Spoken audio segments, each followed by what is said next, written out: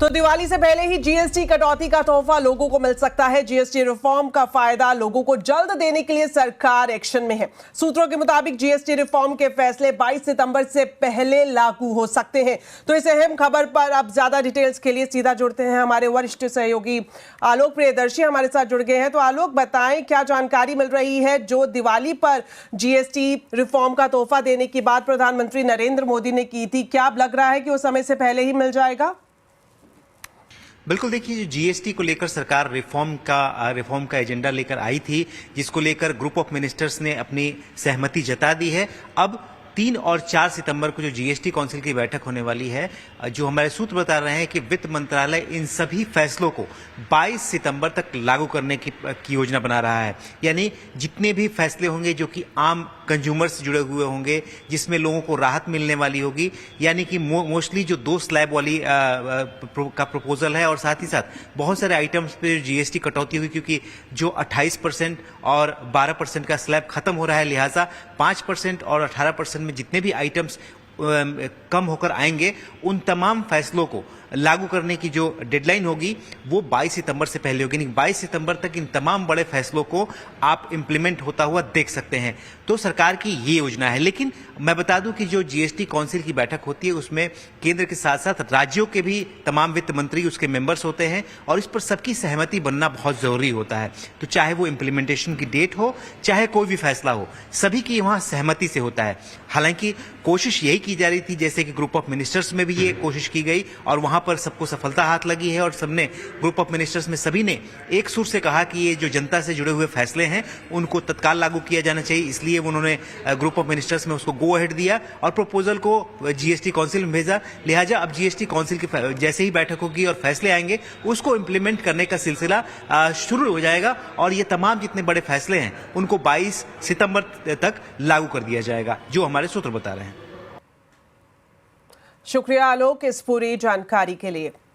वहीं जीएसटी में rate rationalisation और जीएसटी काउंसिल की बैठक से पहले देश के दवा विक्रेताओं ने वित्त मंत्री को चिट्ठी लिखी है। AIOCD यानी All India Organisation of chemist and druggist association ने भी सभी दवाइयों, सप्लीमेंट, प्रोबायोटिक्स और बेबी फूड को 5% जीएसटी के दायरे में लाने की अपील की है। एसोसिएशन ने लाइफ सेविंग ड्रग्स को जीएसटी से पूरी तरह छूट देने की भी मांग की है। आपको बता दें, अभी दवाओं पर 12% जीएसटी लगता है, जबकि सप्लीमेंट्स पर 18% और लाइफ सेविंग ड्रग्स पर 5% जीएसटी लगता है। फिलहाल वैक्सीन को जीएसटी से छूट मिलती है, और केमिस्ट एसोसिएशन की यह भी मांग है कि दवाओं को एसेंशियल कैटेगरी में लाया जाए, ताकि पहले से इन दवाओं को सस्ता बनाया जा सके। फेस्टिव सीजन से पहले कंज्यूमर अफेयर मंत्रालय ने ई कॉमर्स कंपनियों के डार्क पैटर्न पर शिकंजा कसना शुरू कर दिया है। कंज्यूमर अफेयर्स मंत्री ने इसकी समीक्षा की है, और विभाग ने डार्क पैटर्न अपनाने वाली कंपनियों के साथ कड़ाई से पेश आने के निर्देश दिए हैं। डिटेल्स लेते हैं असीम मनचंदा से। तो असीम, बताएं क्या कुछ एक्शन लेने जा रहा है कंज्यूमर अफेयर मंत्रालय, खासतौर पर वो कंपनियां जो ई कॉमर्स में डार्क पैटर्न का इस्तेमाल कर रही हैं? अपनी बिक्री बढ़ाने के लिए ई कॉमर्स कंपनियां कई तरह के हथकंडे अपनाती हैं। इसमें क्लिक बेट करती हैं उपभोक्ता को, उनके शॉपिंग कार्ट में कोई भी चीज अपने आप ही जोड़ देती हैं। इतना ही नहीं, उनको फॉल्स सेंस ऑफ अर्जेंसी दिखाती हैं, कहते हैं कि 1 घंटे के बाद आपको ये चीज नहीं मिलेगी। तो जो कंज्यूमर अफेयर मंत्रालय, उसने ऐसे 13 पैटर्न्स हैं जिनको कि डार्क पैटर्न माना, और जो 7 और जून में कंपनियों को निर्देश दिए थे कि आप अपने यहाँ से इन डार्क पैटर्न को हटाने की शुरुआत कर दीजिए। जल्दी ही फेस्टिवल सीजन की शुरुआत होने वाली है, लेकिन मंत्रालय ने पाया कि अभी भी कई सारी कंपनियां डार्क पैटर्न अपना रही हैं। इसको लेकर के जो कंज्यूमर अफेयर मंत्री प्रहलाद जोशी हैं, उन्होंने अधिकारियों के साथ एक बैठक की, इस पूरे मामले की समीक्षा की और निर्देश दिए अपने अधिकारियों को कि इसके ऊपर सख्त कार्रवाई करें। उन्होंने कहा कि जो कंज्यूमर है उनके साथ पूरी तरह से पारदर्शिता बरतनी होगी। किसी भी तरह से कंज्यूमर को डार्क में, अंधेरे में रखा नहीं जा सकता, डार्क पैटर्न के जरिए उनको चीट नहीं किया जा सकता। तो अब मंत्रालय अब इन नियमों को सख्ती से लागू करने की तैयारी कर रहा है, और जल्दी ही आप ई कॉमर्स कंपनियों पर कार्रवाई होती हुई भी देखेंगे। जी शुक्रिया असीम इस पूरी जानकारी के लिए। आम टैक्स पेयर के लिए राहत की खबर है। इनकम टैक्स विभाग सिर्फ उन्हीं लोगों के सोशल मीडिया अकाउंट और डिजिटल फुटप्रिंट खंगालेगा जिन पर सर्च एंड सीजर की कार्रवाई चल रही है। सीबीडीटी के मेंबर RN परवाल ने CNBC आवाज से खास बातचीत में कहा कि नए इनकम टैक्स एक्ट को लागू करने के लिए रूल्स की ड्राफ्टिंग का काम इस साल के आखिर तक पूरा कर लिया जाएगा और साथ ही नया एक्ट 1 अप्रैल 2026 से लागू हो जाएगा। बहुत बड़ी गलतफहमी है कि यह सभी सामान्य करदाताओं के लिए लागू होगा, ऐसा कुछ नहीं है। यह जो पावर है, एक तो ये पावर पहले से भी हमारे पास थे। जो हमारा सर्च का सेक्शन था 132 और जो सर्वे का 133 है, उनमें हमारे पास पावर था। इसको हमने आज के मॉडर्न टेक्नोलॉजी के हिसाब से इसको स्पष्ट शब्दों में लिख दिया। यही काम हमने किया। और जहां तक ये बात है कि यह केवल उन्हीं लोगों पे लागू होगा जिनके अगेंस्ट में हम सर्च एंड सीजर कर रहे हैं या सर्वे कर रहे हैं। तो एक साल में, जैसे पिछले साल में करीब 1500 ग्रुप कवर हुए थे, करीब 6000 वारंट इश्यू हुए थे। तो बस इतने ही लोगों के ऊपर इसका असर पड़ने वाला है। और यह इसलिए किया जा रहा है ताकि जो हमारे सर्च सीजर का रिजल्ट है, हम तो इसीलिए जाते हैं कि काला धन हम पकड़ सकें, उसके हम सबूत पकड़ सकें। तो आजकल जो सबूत हैं या जो हमारे duplicate sets of books of account जो हम बोलते हैं, वो सबके सब क्लाउड पे या चले गए हैं। तो वहां हमको एक्सेस करना बहुत जरूरी है, तभी हम ये काम कर सकते हैं। जहां तक आपने कहा कि लोगों की कैसे हम इसका ये केयर करेंगे, तो इसके लिए हम डिटेल्ड SOP भी लेके आएंगे। और वैसे मैं आपको बताना चाहूंगा कि जो हमारा आयकर अधिनियम 61 था और अभी जो आया, दोनों में SSCs के जो भी डाटा होता है, जो इंफॉर्मेशन होती है, वो कोई भी डिस्क्लोज नहीं कर सकता। उसमें किस समय डिस्क्लोज करना है, इसका भी प्रावधान ऑलरेडी है। चलिए बढ़ते हैं आगे और आपको बता दें, दिल्ली मेट्रो में आज से किराया महंगा हो गया है। सभी लाइनों पर दूरी के मुताबिक 1 रुपये से लेकर 4 रुपये तक की बढ़ोतरी की गई है। अब न्यूनतम किराया 11 रुपये और अधिकतम किराया 64 रुपये हो गया है। अधिकतम किराया 32 किलोमीटर से ज्यादा की यात्रा पर लागू होगा। वहीं एयरपोर्ट एक्सप्रेस लाइन की बात करें तो यहाँ भी 5 रुपये तक की बढ़ोतरी की गई है। ये बदलाव दिल्ली मेट्रो की संचालन लागत और सेवाओं में सुधार को ध्यान में रखते हुए लिया गया है। अब बात करते हैं शेयर बाजार की। कारोबारी हफ्ते के पहले दिन बाजार में तेजी रही। सेंसेक्स निफ्टी ने करीब 0.5% की बढ़त के साथ क्लोजिंग ली। सेंसेक्स 329 पॉइंट चढ़ा तो निफ्टी ने 98 पॉइंट की बढ़त ली। वहीं मिड कैप स्मॉल कैप की बात करें तो इन इंडेक्स की फ्लैट क्लोजिंग हुई। मार्केट की पूरी जानकारी बता रही हैं कंचन नौटियाल। तो हफ्ते का पहला कारोबारी दिन, अगर आज के ट्रेडिंग सेशन को समझा जाए तो देखिए हमें बाजार के अंदर एक मिक्स बिजनेस देखने को मिला है। जिस तरफ जो ग्लोबल संकेत थे वो काफ़ी ज़्यादा पॉजिटिव नोट में थे। जेरोमी पोवेल के स्पीच के बाद जो IT पैक है वहाँ पे एक अच्छा खासा जोश देखने को मिला। करीब 2% की बढ़त के साथ IT पैक बंद हुआ है। वही बैंक निफ्टी की बात करी जाए तो यहाँ पे थोड़ा सा हमें ड्रेन आउट होता हुआ सेशन दिखाई दिया है, लेकिन mid cap, Sensex, small cap और साथ में निफ्टी ने एक फ्लैट क्लोजिंग दिखाई है। और फाइनली हफ्ते के पहले कारोबारी दिन ये स्लाइटली ऊपर जाके इन ग्रीन में क्लोज हुए हैं। अब बात करते हैं कि स्टॉक स्पेसिफिक एक्शन किस तरीके का रहा है। इनफैक्ट अगर आज पेपर स्टॉक्स की बात करें तो यहाँ पे एक जबरदस्त इजाफा देखने को मिला है।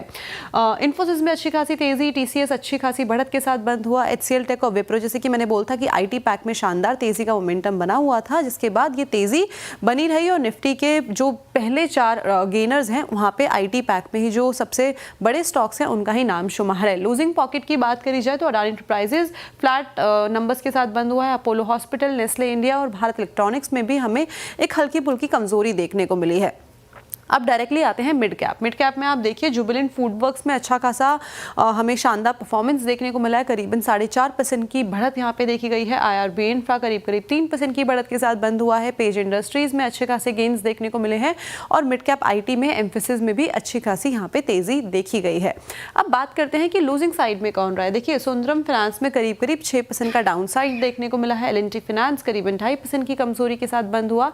मैनकाइंड फार्मास्यूटिकल्स और सुज़लॉन एनर्जी भी आज हल्की फुल्की गिरावट के साथ बंद हुआ है। लेकिन अगर हम पूरा का पूरा मार्केट देखें तो मार्केट में जो बुलिश मोमेंटम था वो आज के सत्र में देखा गया है। करप्शन या फिर किसी आपराधिक मामले में 30 दिन की जेल के बाद पद से पीएम या सीएम के पद से हटाए जाने वाले बिल पर गृह मंत्री अमित शाह ने बड़ी बातें कही हैं। अमित शाह ने भरोसा जताया कि ये बिल संसद से पास जरूर होगा और कानून भी बनेगा। अमित शाह ने एएनआई के साथ स्पेशल इंटरव्यू में राहुल गांधी समेत विपक्ष के तमाम नेताओं को घेरा और पूछा कि मनमोहन सिंह की सरकार में लालू यादव को बचाने वाले अध्यादेश को राहुल गांधी ने फाड़कर फेंक दिया था और अब उनकी नैतिकता कहां चली गई। अमित शाह ने यह भी कहा कि जेल से सरकार नहीं चल सकती और सरकार इसे लेकर प्रतिबद्ध है। तमिलनाडु के कुछ मंत्रियों ने इस्तीफा नहीं दिया, दिल्ली के मंत्री और मुख्यमंत्री ने इस्तीफा नहीं। और अगर इस तरह से इस समाज जीवन का नैतिकता का स्तर आप राजनीतिक और समाज जीवन का नीचे ले जा रहे हैं, इससे हम सहमत नहीं हैं। और अगर मैं अब पूछता हूं, आप मुझे पूछ रही हैं, तो लालू जी के वो ऑर्डिनेंस फाड़ने का, लालू जी के बचाने के लिए जो ऑर्डिनेंस मनमोहन सिंह लाए थे, वो ऑर्डिनेंस को फाड़ने का राहुल गांधी का औचित्य क्या था? अगर उस दिन वो मोरालिटी थी तो आज नहीं है क्या? क्योंकि आप लगातार 3 चुनाव हार चुके हो। मोरालिटी के स्टैंडर्ड्स चुनाव के जय पराजय के साथ जुड़े नहीं है। मोरालिटी के स्टैंडर्ड्स सूर्य और चंद्र की तरह हमेशा अपनी जगह पे स्थिर रहने चाहिए। तो क्या आप कह रहे हैं कि राहुल गांधी कॉम्प्रोमाइज हो गए हैं आरजेडी के लिए? नहीं, मुझे कहने की कहां जरूरत है। उनके 2 चीजों को वो कैसे जस्टिफाई करेंगे? मैंने तो आज पूछ लिया, आप इनका इंटरव्यू कर पूछ लो उनको। दूसरी तरफ कांग्रेस नेता उदित राज ने कहा कि अमित शाह नैतिकता का पाठ पढ़ा रहे हैं, इससे बड़ा मजाक कुछ और नहीं हो सकता। काफी लोग हैं जो एनडीए में हैं जो इसको नहीं पसंद करते हैं। और दूसरी बात है कि 11 साल से ज्यादा सरकार चलाते हुए कितने कैबिनेट मिनिस्टर, कितने चीफ मिनिस्टर, कितने मिनिस्टर के खिलाफ FIR दर्ज हुआ है। ये विपक्ष को फंसाने का है, विपक्ष के खिलाफ में दुरुपयोग होने का। और ये जो नाटक कर रहे हैं कि प्रधानमंत्री ने भी अपने आप को शामिल करा दिया। अरे प्रधानमंत्री को छूने वाला कौन है? सारी एजेंसी तो उनकी गुलाम हो गई है। तो अपराध की सजा पर प्रधानमंत्री मुख्यमंत्री को उनके पद से हटाने वाले बिल पर बवाल जारी है। आज आवाज अड्डा में हम इसी पर ही खास चर्चा करेंगे। दागियों पर प्रहार, राहुल क्यों नहीं तैयार, शाम 7:57 पर जरूर देखिए। चलिए, वक्त एक छोटे से ब्रेक का है। ब्रेक के बाद बात करेंगे प्रधानमंत्री नरेंद्र मोदी के 2 दिन की गुजरात दौरे की। आप देखते रहिए आवाज समाचार।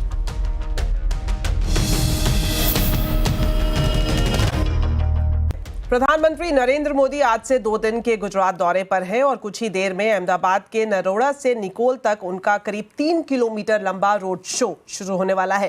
प्रधानमंत्री के स्वागत के लेकर तैयारियां जोर शोर से चल रही हैं। तो प्रधानमंत्री के स्वागत को लेकर कैसी तैयारियां हैं, इसका जायजा लिया हमारे संवाददाता केतन जोशी ने।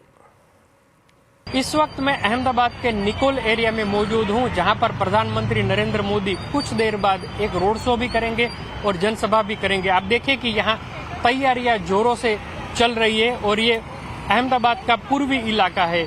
यहां पर प्रधानमंत्री को सुनने के लिए लोग बेताब है और सभा स्थल पर अभी से काफी लोग उमड़ रहे हैं। सभा के अंदर 5,477 करोड़ के विविध प्रकल्पों का लोकार्पण और शिलान्यास होगा।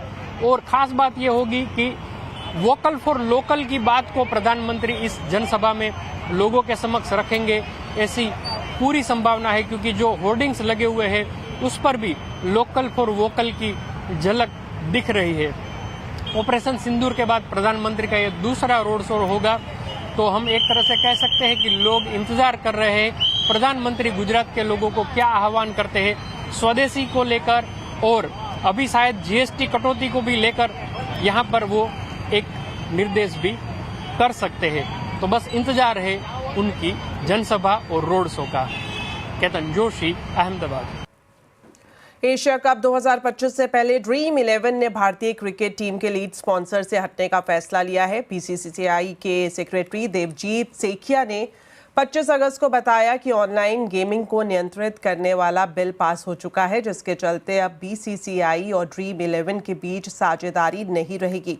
नए कानून के तहत ड्रीम 11 जैसे रियल मनी गेमिंग प्लेटफॉर्म पर प्रतिबंध लगाया गया है। आपको बता दें, ड्रीम 11 ने 2023 में BCCI के साथ 358 करोड़ के अमाउंट में 3 साल का स्पॉन्सरशिप कॉन्ट्रैक्ट साइन किया था। अब खबर उत्तराखंड से, जहां उत्तरकाशी में लैंडस्लाइड हुआ है। गंगोत्री राष्ट्रीय राजमार्ग पर नलूना के पास लैंडस्लाइड हुआ है। पूरी घटना की जो तस्वीरें सामने आ रही हैं वो बेहद हैरान करने वाली हैं। पहाड़ से पत्थरों की एकाएक बारिश होने से वहां हड़कंप मच गया। हालांकि गनीमत ये रही कि पत्थरों की चपेट में कोई व्यक्ति नहीं आया। लैंडस्लाइड के बाद हाईवे पर भारी मात्रा में पत्थर आने से आवाजाही रोक दी गई है। फिलहाल पत्थरों को हटाने का काम जारी है। दूसरी तरफ हिमाचल प्रदेश के बिलासपुर में तेज बारिश की वजह से मेहला के पास चंडीगढ़ मनाली 4 लेन पर भारी लैंडस्लाइड हुआ, जिससे सड़क पूरी तरह से बंद हो गई और गाड़ियों की लंबी कतारें लग गई। लगातार गिरते पत्थर और मलबे से हालात और भी खतरनाक हो गए, जिससे कुल्लू मनाली और मणिकरण जाने वाले सैकड़ों पर्यटक और श्रद्धालु फंस गए। NHAI की टीम सड़क को जल्द बहाल करने में जुटी है, जबकि प्रशासन ने मार्ग खोलने का भरोसा दिया है। प्रदेश में 30 घंटे से बारिश जारी है। साथ ही लाहौल स्पीति के शिंकुला दर्रे में सीजन की पहली बर्फबारी भी दर्ज हुई है और मौसम विभाग ने कांगड़ा, चंबा व मंडी जिलों के लिए भारी बारिश का अलर्ट जारी किया है। पाकिस्तान के हाथ भले ही निर्दोष भारतीयों के खून से रंगे हों, लेकिन तमाम तनाव और कूटनीतिक रुकावट के बावजूद भारत ने मानवता को नहीं छोड़ा। भारत ने पाकिस्तान को बाढ़ को लेकर चेतावनी दी और इससे कई पाकिस्तानियों को समय रहते रेस्क्यू किया गया। पाकिस्तानी मीडिया रिपोर्ट्स के मुताबिक पाकिस्तान ने भी माना है कि भारत ने उसे वार्निंग दे दी थी। 24 अगस्त की सुबह भारत के उच्चायोग ने इस्लामाबाद को सतर्क किया था कि जम्मू की तवी नदी में भीषण बाढ़ का खतरा मंडरा रहा है। पाकिस्तानी अधिकारियों ने भारत से मिली चेतावनी के आधार पर तुरंत अलर्ट जारी किया। हालांकि इस मानवीय मदद को भी पाकिस्तान भुनाने में लगा है और इसे सिंधु जल समझौते से जोड़ रहा है, जबकि भारत ने सिंधु जल समझौता को पहलगाम हमले के बाद ही रद्द कर दिया था।